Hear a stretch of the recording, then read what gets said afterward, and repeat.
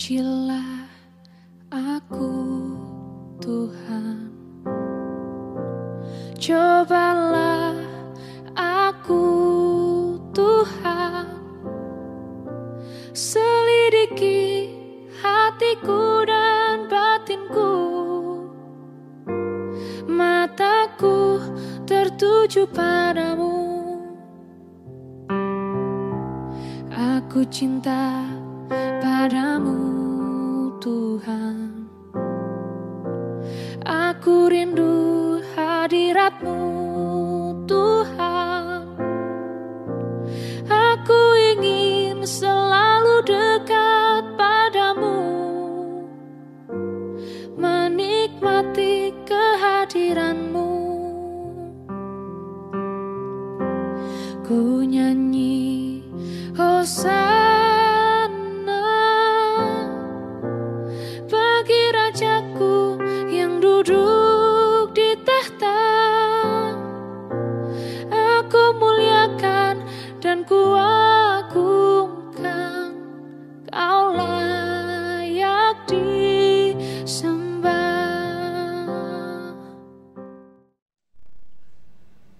Shalom Bapak Ibu, Saudara saya yang terkasih di dalam nama Yesus Kristus. Selamat pagi, senang sekali bisa kembali menyapa Bapak Ibu Saudara sekalian dalam program Sapaan Teduh GBKP Klasis Jakarta Kalimantan di channel YouTube GBKP Klasis Jakarta Kalimantan. Di tengah segala kesibukan dan tantangan hidup kita, mari kita ambil waktu sejenak untuk bersatu teduh dan mendengarkan sapaan firman Tuhan. Sebelum kita mendengarkan dan merenungkan firman Tuhan pada hari ini, mari kita bersatu di dalam doa. Ya Tuhan Allah, sumber kehidupan kami, pada pagi hari ini Tuhan, kami mau menggunakan kesempatan ini untuk kami bersatu teduh mendengarkan firman Tuhan yang menjadi energi dan pengajaran di dalam kehidupan kami.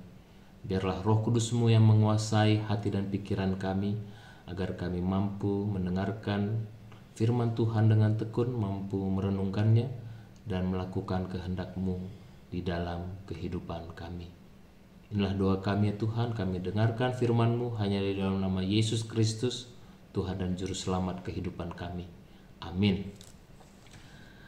Bapak Ibu Saudara sekalian yang kami kasihi dalam nama Yesus Kristus, hari ini kita akan merenungkan salah satu ayat yang kelihatannya ini mungkin sering kita baca dan dengarkan, namun sesungguhnya memiliki makna yang mendalam di dalam kehidupan kita sebagai anak-anak-Nya. Firman Tuhan yang akan kita renungkan diambil dari Imamat 19 ayat yang ketiga. Demikian firman Tuhan. Setiap orang di antara kamu haruslah menyegani ibu dan ayahnya, serta memelihara hari-hari Sabatku. Akulah Tuhan Allahmu. Demikian firman Tuhan yang menjadi dasar sapaan teduh kita pada pagi hari ini. Saudara yang terkasih, kitab Imamat adalah kitab tentang kekudusan umat Israel. Panggilan utamanya ada di Imamat 19 ayat 2b yang berbunyi, Kuduslah kamu sebab aku Tuhan Allahmu kudus. Dan sungguh menarik ketika Tuhan menjabarkan seperti apa itu hidup kudus, Ia tidak memulainya dengan sesuatu yang mungkin kita anggap besar ataupun kita anggap ini adalah sebuah hal yang rohaniah, ataupun dengan berbicara tentang persembahan yang besar. Ia memulainya dari lingkungan ataupun lokus yang terdekat dalam kehidupan kita, yaitu keluarga. Dan dari keluarga itu salah satu sosok yang menjadi tempat pertama kita mengekspresikan sikap menyegani, kalau di dalam terjemahan baru yang kedua, tetapi dalam terjemahan baru yang edisi pertama dikatakan di situ menghormati ayah dan ibumu. Di situ kita melihat bahwa menjaga kekudusan umat Allah itu ternyata dimulai dari menghormati ataupun menyegani orang tua. Bahasa Ibrani yang dipakai ketika berbicara tentang menyegani ini adalah yira, yang memiliki akar kata yang sama dengan istilah takut ataupun segan akan Tuhan. Ini bukan sekedar sopan santun, ini bukan sekedar kita tidak melawan orang tua.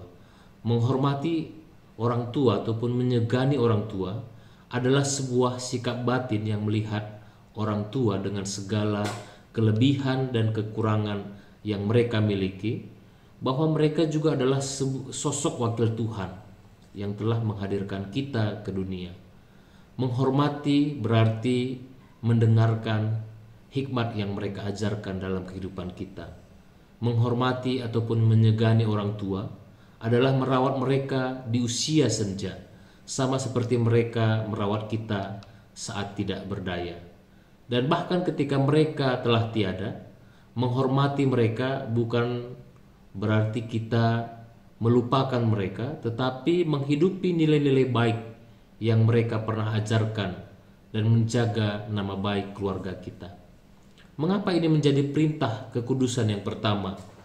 Karena Tuhan tahu jika di dalam rumah kita tidak bisa menghargai sumber kehidupan yang terlihat ataupun yang nyata, yaitu orang tua, sungguh mustahil ketika kita dituntut untuk menghargai sumber kehidupan yang tidak terlihat, yaitu Allah. Kekudusan itu dimulai dari hal yang paling dekat, yaitu keluarga ataupun orang tua kita. Kemudian perintah yang kedua yang saling bergandengan dengan perintah pertama, yaitu memelihara hari-hari Sabatku. Jika yang pertama adalah tentang relasi kita tentang sesama manusia ataupun dengan sosok yang terlihat, perintah yang kedua berbicara tentang bagaimana relasi vertikal kita dengan Tuhan. Apa itu Sabat? Dalam dunia modern pada saat ini ataupun dunia kontemporer saat ini, ada istilahnya hustle culture atau sebuah standar kehidupan yang menyatakan bahwa kerja keras itu adalah ukuran sebuah kesuksesan. Dan Sabat dalam prinsip kehidupan yang seperti ini, Sabat ini dianggap sebagai sebuah prinsip hidup yang kuno. Kita merasa berdosa jika tidak produktif, jika menurut standar hustle culture tadi. Kita merasa cemas jika kita tidak sukses di dalam kehidupan kita secara materi ataupun secara yang tampak terlihat dengan mata. Padahal di dalam kehidupan iman kita, Sabat adalah sebuah deklarasi iman. Pertama, Sabat adalah pengakuan bahwa Tuhanlah sang pencipta dan pemilik waktu. Kita berhenti bekerja ataupun memberikan waktu untuk kita beribadah, untuk kita berbakti kepada Tuhan, bukan karena kita malas, tapi karena kita percaya bahwa dalam 6 hari Tuhan telah mencukupkan kehidupan kita. Kita berhenti untuk mengingat bahwa hidup kita bukan hanya soal mengejar, tapi soal bagaimana kita menghormati sang pemelihara kehidupan kita, dan bagaimana juga kita menghayati bahwa kita telah menerima berkat dari sumber kehidupan kita yang paling utama, yaitu Allah. Kedua, Sabat adalah waktu untuk pemulihan ataupun restorasi. Bukan hanya tubuh yang perlu istirahat, tapi jiwa dan roh kita. Di tengah dunia kita yang seringkali bising, yang terus menuntut perhatian kita, mungkin lewat layar ponsel kita, Sabat adalah perintah Tuhan untuk berhenti sejenak, untuk berdiam diri, untuk mengisi ulang baterai rohani kita dengan bersekutu intim bersamanya. Sabat adalah benteng yang Tuhan berikan agar kita tidak habis ditelan oleh berbagai tuntutan dunia. Sekarang mari kita renungkan mengapa Tuhan menempatkan dua perintah ini dalam satu tarikan nafas: hormat pada orang tua dan memelihara hari-hari Sabat. Jawabannya adalah menghormati orang tua adalah cara kita menghargai akar ataupun asal-usul kehidupan kita. Sedangkan memelihara hari Sabat adalah kita mengarahkan masa kini dan masa depan kita, fokus kita, tujuan hidup kita dengan akar yang lebih dalam lagi, yaitu Allah Sang Pemelihara kehidupan kita. Keduanya adalah soal kita berhenti. Kita berhenti dari ego kita untuk hanya mencintai diri sendiri. Kita diingatkan untuk menghormati orang lain, yaitu orang tua, sosok yang telah melahirkan kita di dunia ini. Dan keberhentian yang kedua adalah kita berhenti dari segala kesibukan pekerjaan kita, urusan duniawi kita, untuk bisa mengingat Tuhan. Kekudusan yang sejati menurut Imamat 19 ayat 3 adalah kehidupan yang seimbang. Seimbang antara menghargai keluarga dan menghargai sumber kehidupan keluarga kita, yaitu Tuhan. Kita tidak bisa menjadi orang yang rohani hanya di gereja, tapi durhaka pada keluarga kita. Sebaliknya kita juga tidak hanya bisa menjadi anak yang berbakti hormat kepada orang tua, tetapi melupakan Tuhan yang telah memberikan orang tua itu kepada kita. Keduanya adalah dua pilar yang menopang atap kehidupan kita. Jika satu pilar goyah, maka runtuhlah rumah kehidupan kita. Bapak Ibu Saudara sekalian yang kami kasihi dalam nama Tuhan Yesus Kristus, motivasi kita untuk menghormati orang tua bukanlah karena rasa takut akan hukuman. Motivasi kita adalah identitas, karena Dialah Allah kita yang telah memerintahkan kepada kita, yang berotoritas dalam kehidupan kita, dan kita adalah miliknya. Maka cara kehidupan kita haruslah yang mencerminkan siapa Dia, yaitu kudus, yang kita lakukan dengan mengasihi orang tua, menghormati orang tua, dan juga memberikan waktu kita bagi kemuliaan namanya. Demikianlah refleksi kita, renungan kita dalam program Sapaan Teduh ini. Dan untuk menutupnya, mari kita bersatu dalam doa. Kita berdoa. Ya Bapa yang bertahta di dalam kerajaan surga dan yang bertahta di dalam kehidupan kami, terima kasih ya Tuhan untuk firman-Mu yang telah kami dengarkan dan kami renungkan.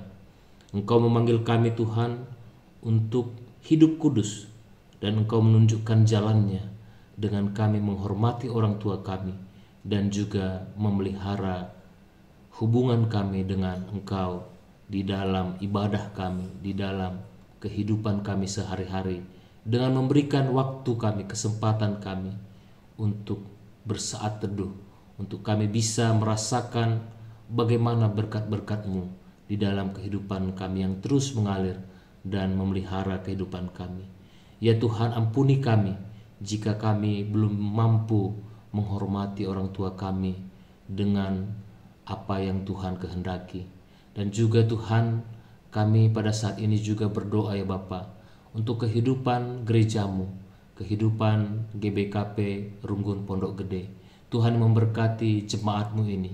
Tuhan memberkati seluruh pelayan, pendeta, pertua diaken emeritus, dan juga seluruh warga jemaat, pengurus kategorial, pengurus PJJ, agar semua warga jemaat GBKP Runggun Pondok Gede dapat bersatu sehati sepikir dalam melayani Tuhan, dalam bersekutu, dalam bersaksi, dan dalam melayani sesama, agar melalui jemaat Tuhan ini nama Tuhan terpuji dan termulia dalam segala pergumulan kehidupannya, dalam pekerjaannya, dalam pelayanannya. Tuhan yang tolong, Tuhan yang memberikan pada mereka hikmat agar mereka dapat tetap melakukan kehendak Tuhan di dalam kehidupannya.